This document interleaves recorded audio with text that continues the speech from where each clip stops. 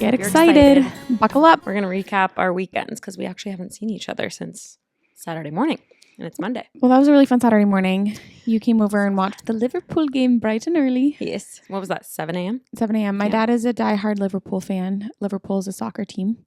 It's inspiring to watch people be such fans of a team from afar and build so much community. There's a very active group chat every time there's a game. Yeah, you guys are so cute. There's a lot of love between all the people in the You'll Never Walk Alone group chat. It was enticing to join. And so we've battened down the San Francisco crew. Although we've been pretty bad at actively going. I know. But this one, we donned our jerseys and watched at 7 a.m. this Saturday with my dad. At home for the first time, which usually we're at Kezar Pub. Breakfast of Champions. Breakfast of Guinness. Breakfast of Guinness, aka Breakfast of Champions. I found a chicken tortilla soup that I really like there. Which is crazy. Always a little too An spicy Irish for me. pub with really good chicken tortilla soup. My parents and sister are visiting for the whole week, which is incredible. And we went to Point Reyes for the day. Yeah. And we got there, had a general plan, but there was an element of we're just going to go with the flow and see what happens. At one point, my dad checked his watch and we were like, no, there's no time. Time is a figment of our imagination today. It was such a rambling day. It was so fun. It was a birding festival up in Point Reyes. Whoa. So there were so many birders with their little name tags as they walked through these bluffs. They were finding birds with their massive lenses on their cameras, taking photos, and they were telling us what was cool to look at. At one point, they yelled, "It's a male quail! It's a male quail!" Quail.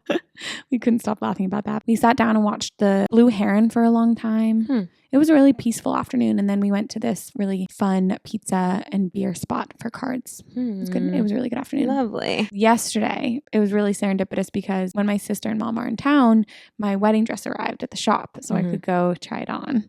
And I was really nervous I wasn't going to like it again, but I loved it still. You did? Yeah. My mom was just so happy that it was, I guess this is what she said. It would be so hard if you were looking at your child and the thing that they were going to go wear was something you were like, I really don't like that. Yeah. And my sister said it would be really hard if it was the partner that you really didn't like for the altar. And I was like, yeah, we were keeping it on dresses. Right.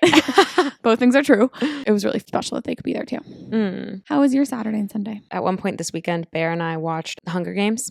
Ooh, the new one? The first one. Oh. We were just like in the mood for it. It was so good. It is so good. And we were laughing just at some of the absurdity of it. And like both of us knew these really random quotes that we would say a few seconds before they actually came. Fans.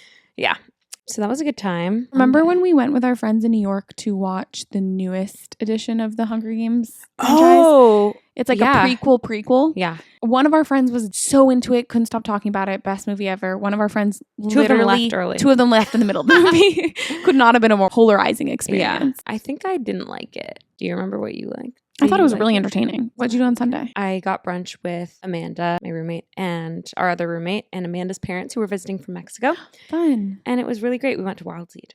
Oh, love Wild Seed. Are you speaking Spanish with them? I spoke a little because they were like, how's it going? Proud of you. And her dad was like, you sound basically native in your how you say words. Yeah, you have such a good accent. Like, that's really kind. You have such a good accent. But yeah, it was nice to spend time with them. I went to Hookfish with my good friend, Maggie, yesterday, and that was really fun. In Marin. All right, Missy, want to launch us into our new mini-series? Yes, this is our 4th mini-series. Yeah. We're calling it Archetypes of a Village. And we'll explain what this mini-series is about by breaking down each of those words. Except for of an A. Archetype and village. So what is an archetype? It is a universally recognized symbol, character type, plot pattern, or theme that reoccurs across culture and literature, representing fundamental human experiences. It was coined by Carl Jung. I'd recognize Carl Jung's name from psychology. Tell me more about him. Well, there's lots to say about Carl Jung, but I think most relevant to this is how he discusses the unconscious, because he views archetypes as collections of mythological themes and images that run through a culture and its ancestral past, and that ultimately constitute the unconscious. Archetypes exist on individual, collective, and cultural levels. This is from the Toronto-based literary journal Archetype magazine. Literally. It's a pretty well-regarded publisher of creative work, including poetry, fiction, and essays. And they delineate across 3 different types of archetypes. There's the situational archetype, which is like the quest, the initiation, the journey, the rebirth, the battle, the ritual. There's the symbolic archetype, lightness versus darkness, water versus desert, haven versus wilderness, heaven versus hell. And then we have our character archetypes, which is where we're really going to be sitting in this mini-series. The hero, the outcast, the wise man. We'll get into the Jungian archetypes in particular across this mini-series. But when we put it all together, an archetype is a set of patterns of behavior shared collectively by people, passed down by our ancestral heritage, and discovered symbolically through the myths, stories, and art of the species. So cool. So cool. Each week, we'll be exploring a different persona or character that make up the people of the components of the village, like I said. And in this case, we're using village here to represent a community of people who either know each other or don't, but cohabitate, whether in space, time, sharing troubles, solutions, ideas, community together. That's a cool way to say it. Sharing troubles, solutions, ideas. Yeah. Very nice. I think you and I have long had this idea to do something of the archetype of for a while. I think we both are really interested in the way in which positioning our expiration on an archetype can lead us into so many different directions and can be interpreted in so many different ways. It feels like a very creative endeavor. But I think why we wanted to start with the village today is this familiar adage has been jangling around in my head, the one that says it takes a village. And I've heard a lot, mainly on social media recently, a critique on this familiar phrase, it takes a village, within the current social fabric is that everybody wants a village, but no one wants to be a villager. You know, it's like that speaks to a lot of the themes we've already touched on in our previous miniseries, the breakdown of the social contract, the pace and style of modern life, eroding structures of community and villagehood, you know, people longing for closeness and to be understood, social media and the internet pushing us further and further away.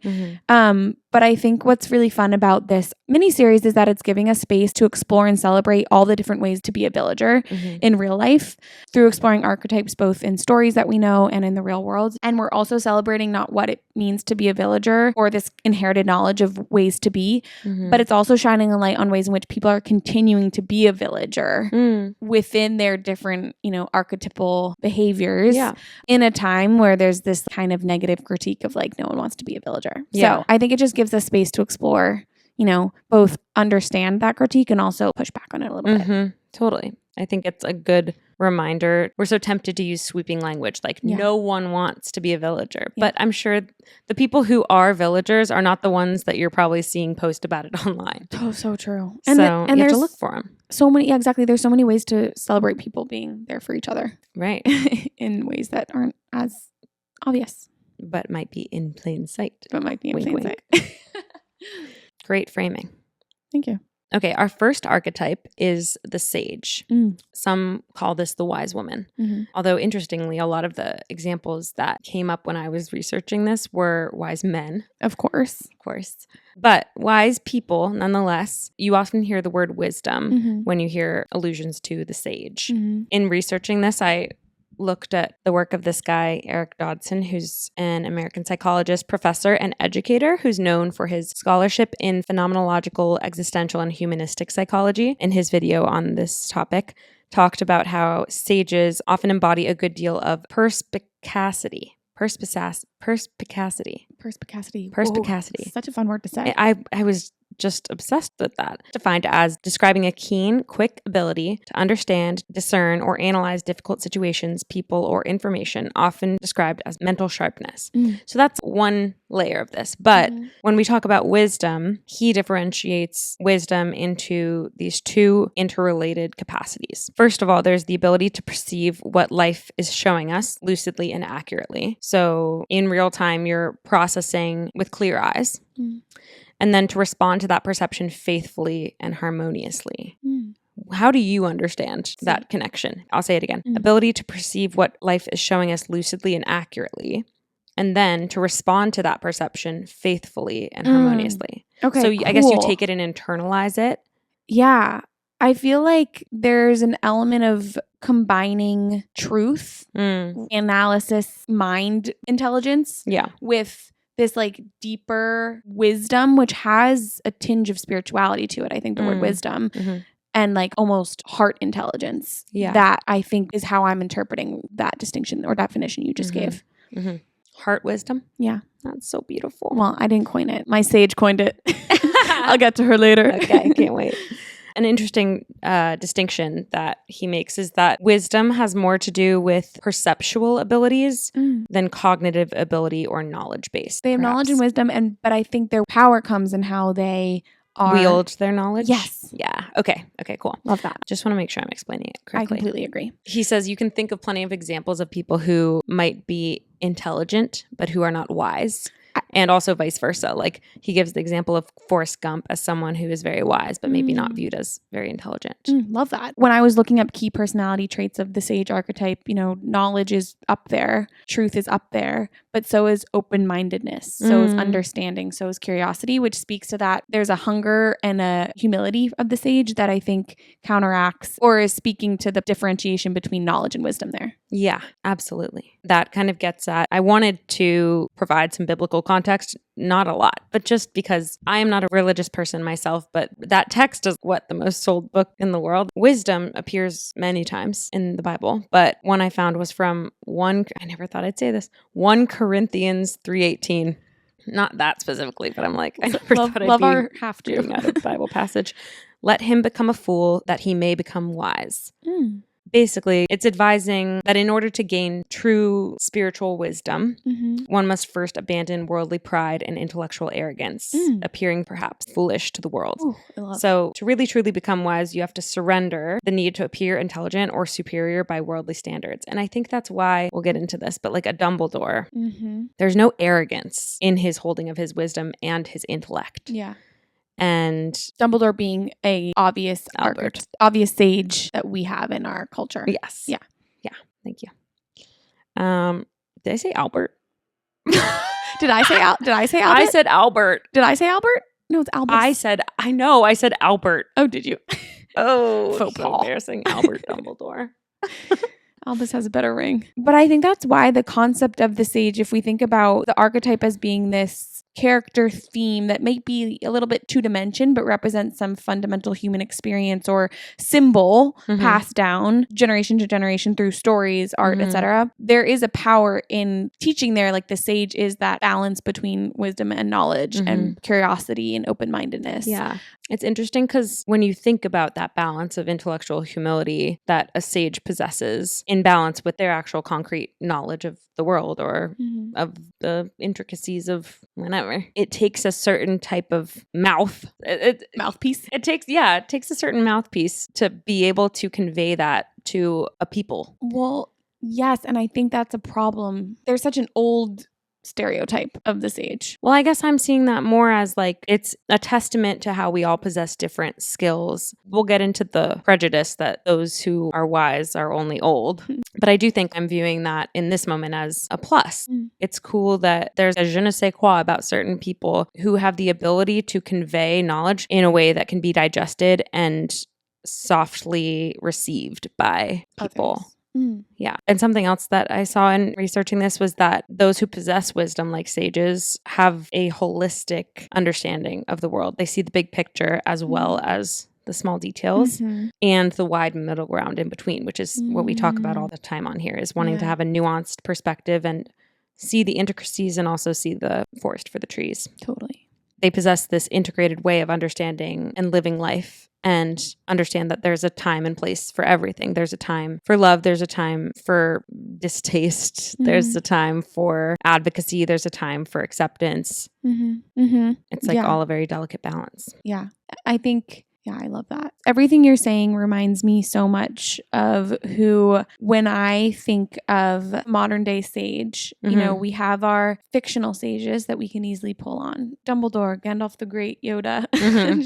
And again, to your point, a lot of the ones that first pop into our mind are old and men. I want to bring up Tara Brach as a sage for me. Tara Brach is an American psychologist, author, and teacher of Buddhist meditation. She works at the Insight Meditation community at Washington, D.C. She has a podcast that really was helpful in COVID. It comes out twice a week. It's called just literally Tara Brach Podcast, and it is so powerful. When I think of a sage, she really is someone who is pulling from the wisdom of others and the teaching and experiences of others to convey it in a way that is deeply intuitive but profound experience to listeners. And she embeds all of these teachings in her podcast, at least, with ways of internalizing it through meditation. And it's really powerful. So she really believes that so much of what we mean by wisdom is this heart wisdom. It's not this thinking intellect. It is really this innate experience and knowledge of a wholeness that we all possess when we're born. And it's pretty spiritual. She is this very spiritual woman, but that knowledge and understanding, that wisdom of the wholeness of the world and the universe and our connection to all gets crowded out by the modern day. She tells this story of a Jewish parable that before every child is born, the angel of conception comes down and conveys all the wisdom in the world to that child, all the wisdom that that child would need throughout the rest of their life. And right before birth, this angel of conception puts her finger to the child's lips and says, shh. And that's why we all have a little indent in our lips. And that's why wisdom most often comes to us in moments of quiet without the outside noise. So often in her meditations, Tara then will tell the story or, pull on a parable or an ancient teaching and then invite you to kind of conceptualize or reflect on how that impacts her life. So in one of the podcast episodes, she says, where was my attention today? To get back into contact with how our field of focus, this is to your point of like the sage's ability to both know the details and the wider world, how we often get trapped in our small field of focus of us and, our stress or our future or our worrying about the past. And that perhaps when widening the scope, even just a little, we can let in some of the wisdom and love. So I love that question of where was my attention today? I think that could be something we come back to when we think about how to gain or pull in wisdom through our lives. But I just think it was really interesting because she really has a deep philosophy that I really love, that we all have this capacity for wisdom, that we all have wisdom. It isn't necessarily earned or experienced. And I know this is not how everyone conceptualizes it, but there's something about the way that she as a sage operates, helping pull out each of everyone's best, most like centered self. Their signature strengths. Which I think which I think is so beautiful because it also speaks to the fact that like our modern day sage of Tara is helping people feel comfortable in the role that they play in the village, in their own, to be overly two-dimensional, their own archetype. Like they don't have to be the sage, but if they get quiet and comfortable with themselves, their wisdom will come out and they will be embodying their own place in the village wholly. This quote she said was, I think I've heard this before and I know I've seen this tacked on this thing in the classroom once and it was given credit to Albert Einstein, but she said it wasn't Albert Einstein. The quote is, everyone is a genius, but if you judge a fish by its ability to climb a tree, it will spend its whole life thinking it is stupid. Why did I see that recently too? I think it's out there and I love it and I always forget it and I love it. It's simple. It's silly. It's so good. And I think the power of the sage too is like pulling out everyone's wisdom because there is this intellectual humility that I'm not the only one. I'm here to help to guide people on their journey. Yeah. And in Harry Potter, the journey is killing Dumbledore. In our own lives, the journey is like embodying ourselves. Cheesy. Killing Dumbledore. Sorry, killing Voldemort, I said. You said Dumbledore. Did I? I think so. Are you Tom Riddle? In Harry Potter, the journey is so much around like fighting bad guys, etc. But we can make... You can say Voldemort. Is it all about fighting he who shall not be named? That's so cheesy, but you know what I'm saying. Why is it? What do you mean cheesy? The fact that like we're on this journey of getting comfortable with ourselves and the stages of our lives help us do that. But what are we doing here if not cheesy? Saying that every day? That's true. Completely agree. When you think of wisdom, do you think of wisdom as something you get with experience or something that you have? Or in the middle? Probably in the middle. I believe that wisdom is often acquired by experience. And there are people who I know who are younger, meaning like, younger than 50 and even sometimes younger than 20, where I'm like, how did you access that insight? Yeah. Where did that come from? And that's always a remarkable moment. Sometimes you see kids who feel beyond their years in these videos that their parents will upload to Reels or TikTok, where they're sharing some remarkable insight that, again, you're like, how did they come to that? It's just the purity of their soul or like, it really touches people. Yeah. But it's probably a combination of, in some cases, it's born into you. And in some cases, it's born of experience. Sometimes both. I think it takes the right messenger to convey wisdom in a way that others will hear it. Yes. Love that. And I think that is what the sage is able to do. Yeah. And I think perhaps in our more divided world, the sage is not the same for everyone. Maybe at one point it was Socrates and everyone in Greece felt like he appealed to their ideals. Socrates said, knowing yourself is the beginning of all wisdom, which is kind of what Tara's getting at. Yeah. Yeah. It's so sad that, in a way, we're trying our whole lives to get back to what was theoretically implanted in us at birth. Implanted sounds so clinical. Seminal. Yeah. But I think that it is sad, or it's just the human experiment. Right. I always remember, I think maybe we've said this before in an episode, but there's this quote from this woman who's a licensed clinical social worker who focuses a lot on mindfulness as well, like Josephson. And she says often that part of the great experiences is the forgetting to be mindful, the forgetting to be present, the forgetting all the things you once taught yourself, the remembering it is part of the beauty of it. And so at this broader scale, it might be this like great long journey of coming back to this wisdom or calm or self that we might have always had, but that's part of what makes it unique. I love that.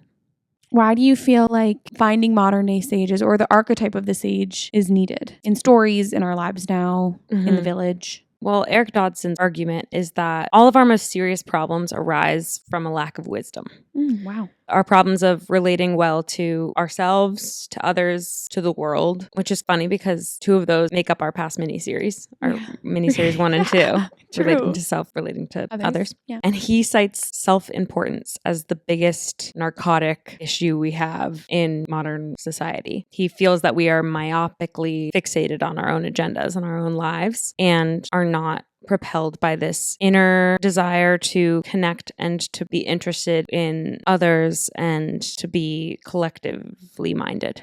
Right. Like what Tara's saying, our field of focus is just on the us rather than the collective. Narrow. Yeah. He believes that wisdom can draw us towards changing our lives and toward allowing ourselves to become deeper and better than we'd otherwise be. He says, at the very worst, you don't risk much by trying to gain wisdom. So true. The developmental psychologist, Erik Erikson, who I studied in school, believed that wisdom is one of the highest possible virtues. He said it was associated with the 8th and final stage of our lives, senescence or old age. When I say senescence, what do you think of? Oh, senescence.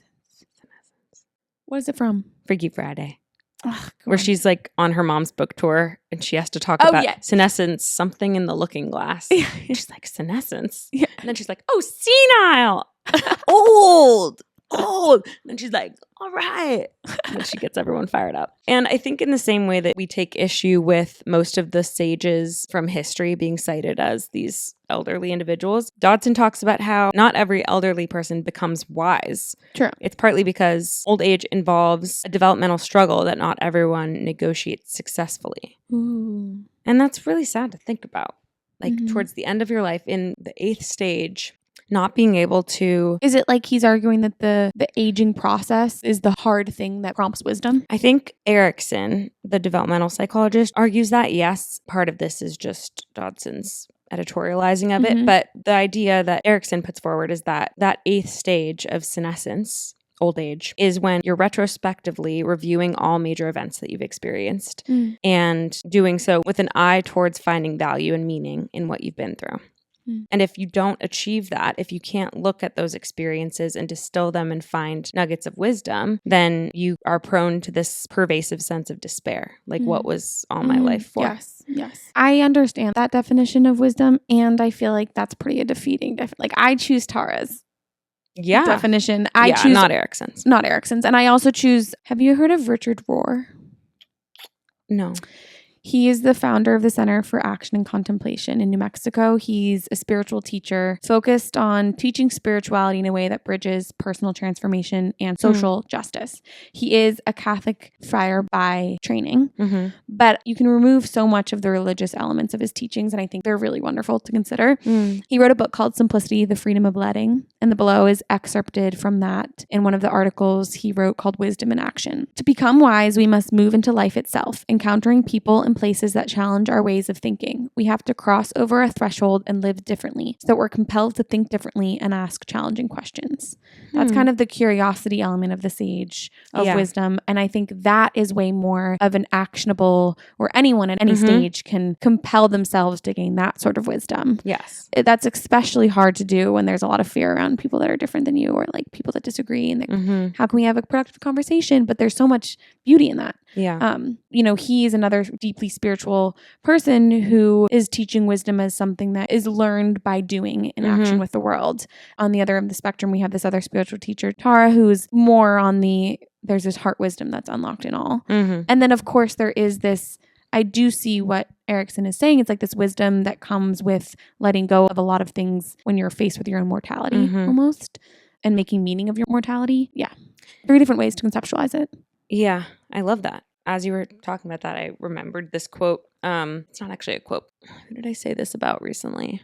There was some kid I said it to my sister about my niece. She feels very connected to animals, and sometimes she'll have these like intense dreams that feel more mature than her developmental stage. And my sister told me about one recently, and I said, I think the veil is thin for her. Yeah. And that is an example to me. Maybe this is the difference between sages and seers. I don't know if we'll do another episode on seers, but someone who can access those garnets of truth and hit at our experience in such a poignant way, come across as unique. Yeah. When you encounter them, I think. But I think there's a real connection between seers and sages, right? In terms of they follow along some of the similar themes. Yeah. I guess sages feel, if I had a gut reaction to the word the sage versus the seer, the sage feels less mythical. I was looking up the difference between the two, and what I found was that sages gain knowledge from accumulation of experience, reflection, and studies.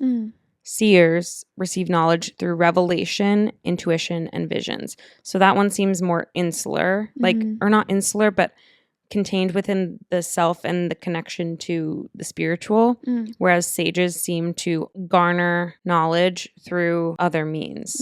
And both touch on wisdom. Yeah. I made a note to myself, mushrooms wisdom is seer, not sage.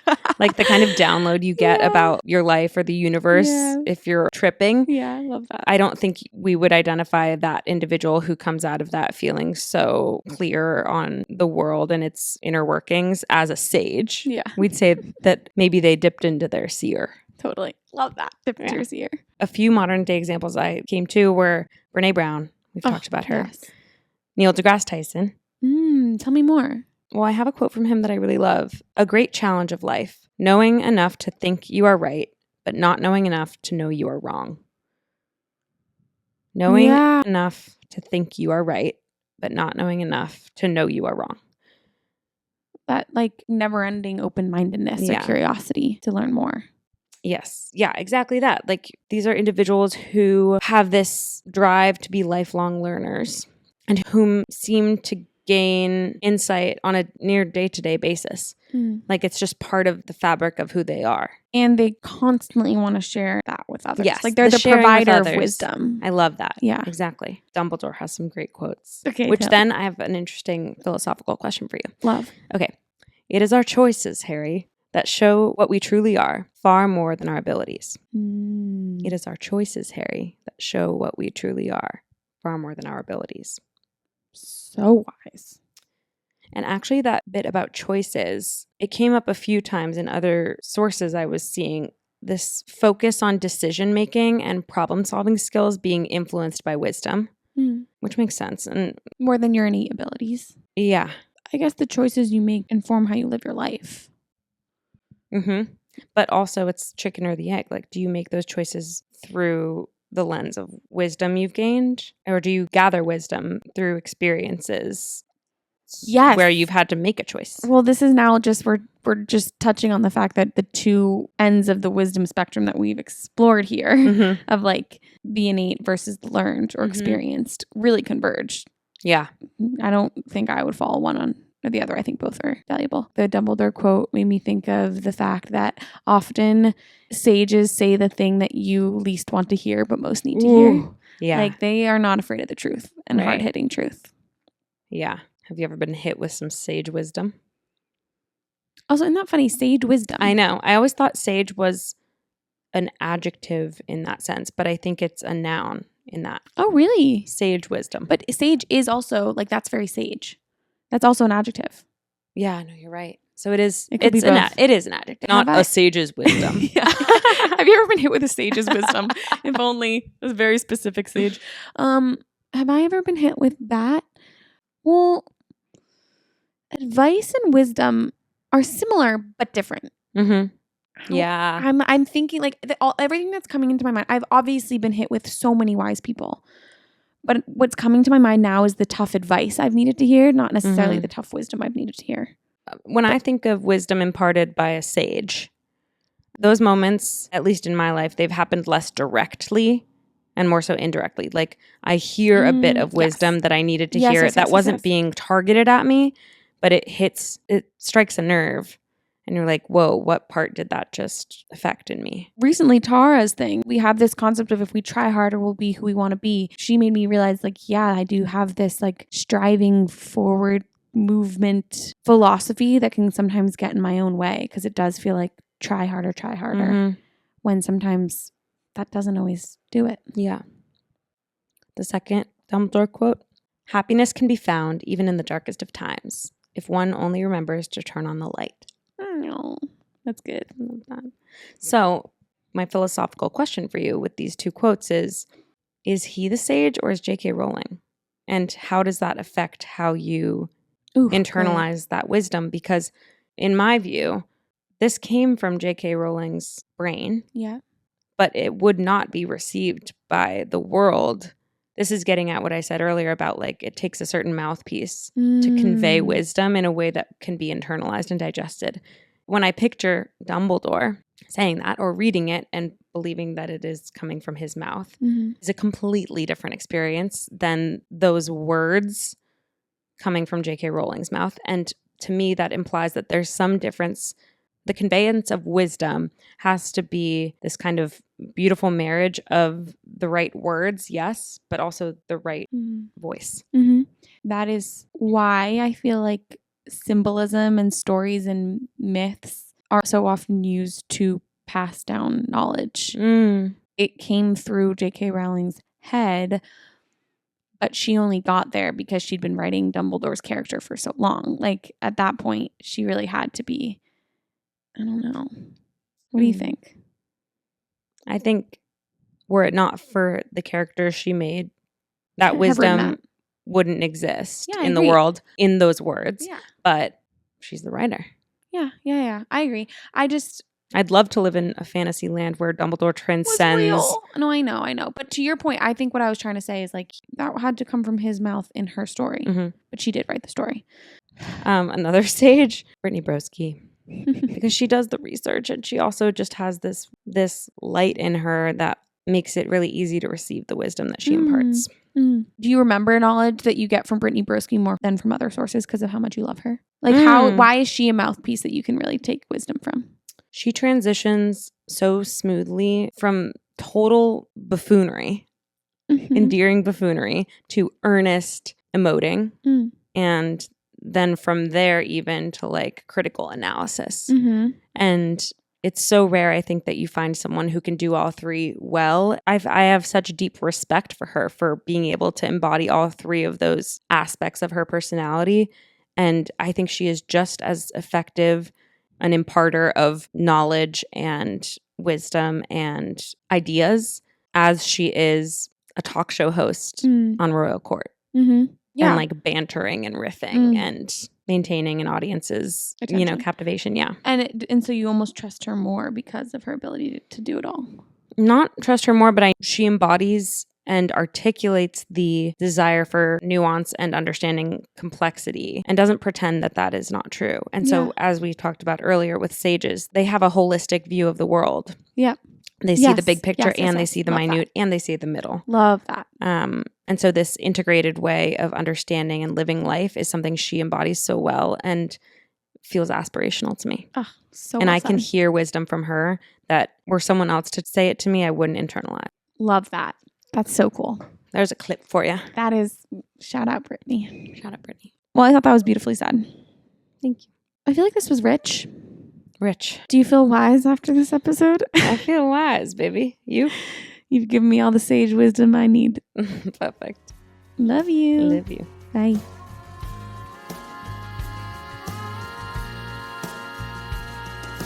Thank you, Phoebe Fry, for this episode's music. And thank you, Emily Kiernan, for the beautiful cover art. If you like this episode, please like, share, and leave a comment. And we'll see you next week.